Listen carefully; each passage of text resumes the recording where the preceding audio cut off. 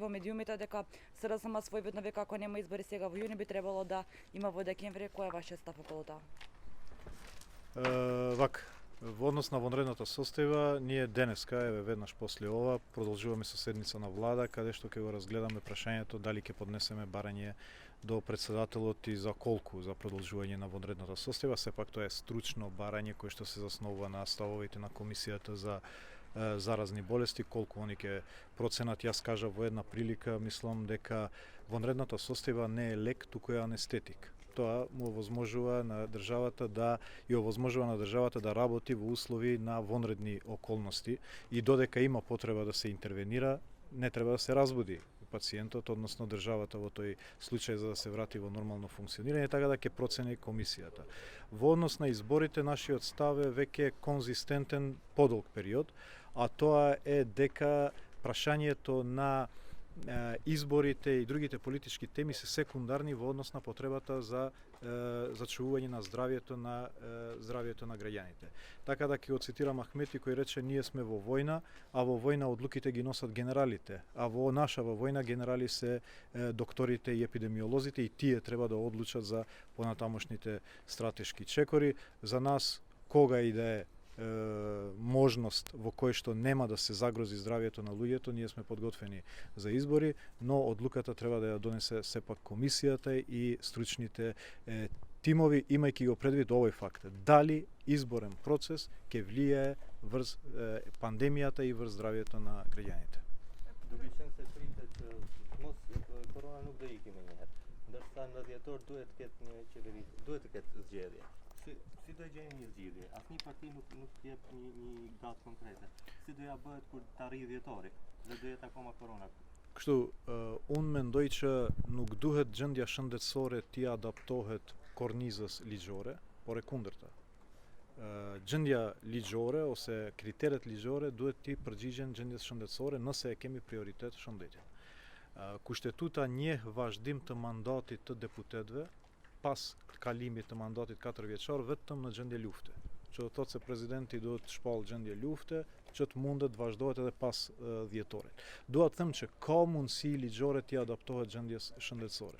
Ajo çfarë ne duhet fokusohemi tani është a ka kushte për momentin, po të ketë kushte sa më herët është më mirë, se ne jemi vend pa parlament dhe ne duhet të rikthejmë kapacitetet e plota politike. Unë përmenda vetëm një arsye pse mua më duhet, shtetit i duhet sa më shpejt parlament për shkak mbajtjes së mbledhjes parë qeveritare me Bashkimin Evropian, për shkak përgatitjes negociatave. Por ka edhe shumë arsye tjera pse shtetit i duhen institucione me kapacitet plot politik. Mirpo, edhe kjo është sekondare vis-a-vis nevojës për ruajtjen e shëndetit njerëzve. Ashtu që do presim 3 raporte kemi kërkuar në mbledhjen e liderëve, një nga Komisioni i Shëndetësisë të cilin e morëm dje, një nga KQZ të cilin e mori presidenti dje, presim duket që sot ndoshta nga OSBE diri e marrim raportin, do ulemi javën tjetër te presidenti edhe do i shqyrtojmë raportet edhe do marrim një vendim. Zotri Osmani, Ministri i Shëndetësisë dje prezantoi protokollin se si mund të ecë fushata zgjedhore dhe si mund të mbahen zgjedhjet. Ju jeni pjesë e asaj qeveria. Do thotë kjo se nëse shumica është për një datë në një të ardhme të afërt dhe ju do të jeni dakord. Kështu, realisht kjo ishte përgjegjësi shumë e madhe për komisionin. Për shkak se komisioni do vlerëson shëndetin dhe jetën e njerëzve në një proces zgjedhor. Mirë po, kush mund din më mirë se ata, se si reflekton organizimet të ndryshme në gjendjen shëndetësore. Nëse ata e marrin përgjegjësinë mbi vete, nëse ata kanë bërë një debat shkencor atje dhe në bazë të atij debati kanë marrë një vendim të tillë dhe që ndrojnë prapa atij vendimi, unë nuk mendoj që ka dikush që din më mirë se ata për aspektin shëndetësor.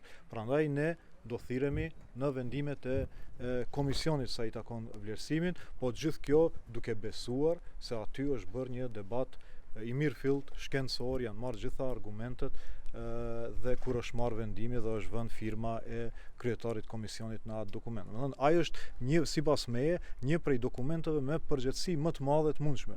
Ashtu që unë jam i sigurt që kryetari i komisionit kur e ka vendosur firmën në atë dokument e ka menduar shumë herë se ai në një mënyrë mban edhe përgjegjësinë për jetën dhe shëndetin e njerëzve gjatë procesit zgjedhor. Po tash ne të kontestojmë vendimin e atyre vërtet do ishte presion politik mbi komisionin. Комисијата за заразни болести имаше голема одговорност кога го разгледуваше прашањето на изборите. Јас сметам лично дека документот кој што е произлезен од комисијата е еден од најважните документи со најголема можна одговорност кој што има некој документ во државата во моментот. Бидејќи и убеден сум дека кога е ставен подписот на тој документ се земени в предвид сите аспекти, можни, сегашни проекции, како ќе се случи во периодот и како секоја ситуација влијае врз здравјето на граѓаните, и мислам дека со една научна дебата тие дошле до тој документ. Така да не мислам дека било кој друг во општеството може да биде постручен, вклучувајќи и политичките партии, од тоа што комисијата го има констатирано. Така да фактот што они се имаат подпишано тој документ, ја имаат превземено одговорноста за секое утре негативен импакт што може да има изборниот процес на здравјето и животот на граѓаните, сум убеден дека тоа го размислувале многу пати пред да стават подпис. Меѓутоа сега ние да влијаеме на тој текст би било политичко влијание врз стручноста на комисијата. Јас сум убеден дека тие мислеле 3 пати пред да стават подпис на тој документ, меѓутоа прашајте ги нив, ќе ви кажат. До австрийскиот амбасадор, when Austria is planning to open the borders for Macedonian citizens and on what conditions? Austrian borders have always been open. We have had people who needed cancer treatment, for instance, in Austria, and they were traveling on their own to the Austrian borders around 22nd of March, I think, something like this. And also today, if you have the correct documents, any citizens from North Macedonia is able to travel to Austria. The question is to go into quarantine for 14 days, but with a health certificate you could avoid this.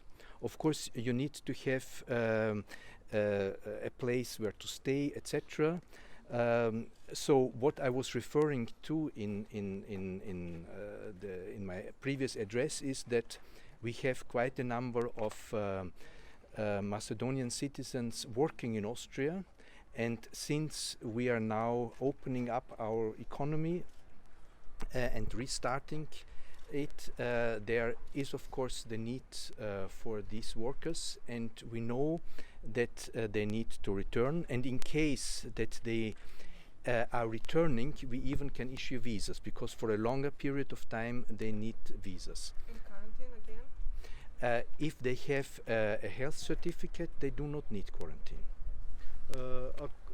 Ако може само уште нешто да ја скористам приликата како Дуи да кажам дека денеска на влада ќе покренеме прашањето на потребата за зголемување на тестови, бидејќи сметаме дека е тоа единствен начин да ја комплементира процедурата за олеснување на мерките. Само со зголемување на бројот на тестовите ние може полека да ги отвориме сите сектори и исклучување на полицискиот час, меѓутоа и отварање на бизнисите, така да барањето ќе биде на дневна основа, тестовите да се движат меѓу 500 и 750 со цел да бидеме помирни во донесувањето на одлуката за отварање на бизнисите. Очекувате ли регионално отварање на границите, независно од нешто го кажува Европската комисија? Веќе имаме комуникации помеѓу министрите од државите во регионот. Вчера имаше една комуникација, денеска ќе продолжи таа комуникација, бидејќи границите се работа на две држави обично, така да ќе мора да има усогласеност доколку сакаме да бидат функционални. Меѓутоа овие разговори се одвиваат во моментот. Значи шепикат паркофинен, че само паркофинен. Што сод министрите БДИ од како иначе вери че çeveria të rritë numrin e testimeve që bëhet në bazë ditore, që të jetë komplementare me vendimin për hapjen e bizneseve dhe hjekjen e orës policore, për shkak se vlerësojmë se vetëm në këtë mënyrë ne do të detektojmë në kohë dhe do të izolojmë ata të cilët mund të jenë të infektuar në kushte kur do të hiqet ora policore dhe do hapen bizneset, ashtu që kërkesa jon do jetë që në bazë ditore të ketë testime prej 500 deri në 750 që të kemi një kontroll ndaj situatës.